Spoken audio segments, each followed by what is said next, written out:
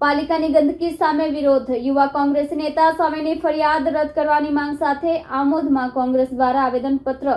30 થી વધુ કાર્યકરોની અટકાયત. આમોદ નગરપાલિકામાં ઉભરાતી ગટરો અને અનિયમિત કચરાના નિકાલ જેવી મૂળભૂત સમસ્યાઓ સામે વિરોધ પ્રદર્શન કરનાર યુવા કોંગ્રેસી નેતા કેતન મકવાણા સામે થયેલી પોલીસ ફરિયાદ રદ કરવાની માંગ સાથે આમોદ શહેર કોંગ્રેસે મામલતદાર અને પાલિકાના મુખ્ય અધિકારીને આવેદનપત્ર સુપરત કર્યું હતું. અગાઉ કચરાના ટેમ્પાની અનિયમિતતાથી ત્રસ્ત બનેલા કેતન મકવાણાએ પોતાનો વિરોધ નોંધાવવા માટે ઘરનો કચરો પાલિકાના સેનેટરી ઇન્સ્પેક્ટરની કચેરીમાં ઠાલવ્યો હતો, જેના પગલે તેમની સામે સરકારી કામમાં અડચણ અને જાનથી મારી નાખવાની ધમકીની ફરિયાદ નોંધાઈ હતી. આ ફરિયાદના વિરોધમાં આમોદ ચોકડી ખાતે એકઠા થયેલા 30 થી વધુ કોંગ્રેસના કાર્યકરોની પોલીસે અટકાયત કરી હતી.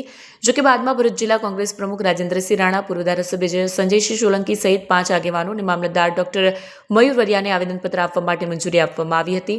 કોંગ્રેસના આગેવાનોએ આવેદનપત્રમાં એફઆઈઆર રદ કરવા અને ગંદકીની સમસ્યાનો તાત્કાલિક ઉકેલ લાવવાની માંગ કરી. તેમણે ચેતવણી આપી છે કે જો મૂળભૂત સમસ્યાઓનો ઉકેલ નહીં આવે તો આંદોલનને વધુ તીવ્ર બનાવવામાં આવશે. સર્વ આગેવાનો આમોદ નગરના નગરજનો ભેગા થયા છે.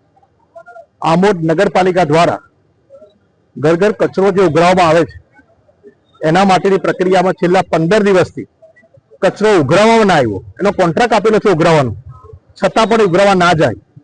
કચરો ઉઘરાવે એમાં પણ ટકાવારી નગરપાલિકા એટલે કેટલી ટકાવારી કોને મળે સૌથી પહેલા નક્કી કરવામાં આવે છે.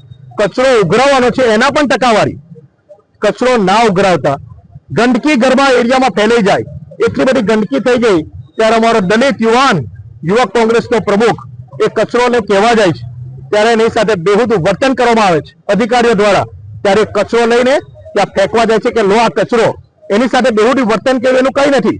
કોઈ કચરો બતાવે છે કે જો આ કચરો તમે 15 દિવસથી આ સરકારના અને લોકોના ટેક્સના પૈસા અમે ટેક્સ ભરીએ છીએ નગરપાલિકામાં, તો આ કચરો અમારો કેમ નથી? લોકોની ગંદકી ફેલાય છે, બીમારી ફેલાય છે. ત્યારે એને દબાવવા માટે 3 દિવસ પછી પોલીસ પણ આ બધું સમજે છે, ગુજરાતની પોલીસ, છતાં પણ ભારતીય જનતા પાર્ટીના ચૂંટાયેલા અધિકારીઓના પ્રેશરથી એની પર એફઆઈઆર દાખલ થાય છે. લોકોના હિત માટે, લોકોના સ્વાસ્થ્ય માટે ચેડા કરેલા છે એની સામે અવાજ ઉઠાવવા માટે લોકોનો એની સામે એફઆઈઆર દાખલ કરવામાં આવે છે. એના વિરોધમાં આજે અમે આમોદમાં રેલી કાઢી અને મામલતદારશ્રીને રજૂઆત કરવા જવા હતા કે આ ખોટી રીતે એફઆઈઆર થયેલી છે. એક દલિત યુવાનનો અમારા દબાવવાનો અવાજ દબાવવાનો પ્રયત્ન કરી રહ્યો છે, વિરોધ પક્ષને ખતમ થવાનો પ્રયત્ન કરી રહેલા છે. ત્યારે આ ભારતીય જનતા પાર્ટીની સરકારે આજે આમોદ નગરને સમગ્ર પોલીસ છાવણીમાં ફેરવી દીધું છે. અમારી સામે પણ પોલીસ તૈયાર છે અમને પકડવા માટે. ત્યારે આ ભારતીય જનતા પાર્ટીનું એટલું કહીશ કે તમને એક દલિત યુવાન પર એફઆઈઆર થવાનું દેખાયું. ખેડૂતોને આજે પોતાની નુકસાનીનું વળતર માટે ફોર્મ ભરવા માટે વેબસાઇટ બંધ છે, 7 બારની નકલ માટે લાઈનો પડે છે.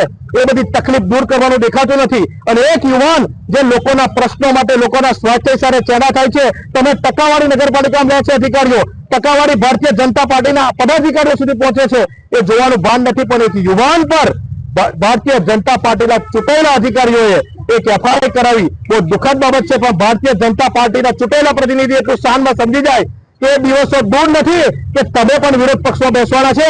ત્યારે એક એક પલનો તમારી પાસે અમે હિસાબ લઈશું.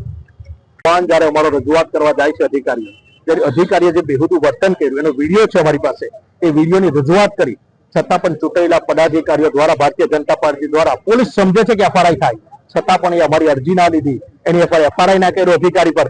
ઉલટા સામે જે લોકોના પ્રશ્નો ઉઠાવે છે એ મારા દલિત યુવાન પર એફઆઈઆર કરવામાં આવ્યો, એને બખોડીએ છીએ ને એને અત્યારે મામલતદાર પાસે જઈ અમે રેલી સ્વરૂપે એનો વિરોધ કરીને એફઆઈઆર રદ કરવાની માંગણી કરીએ છીએ.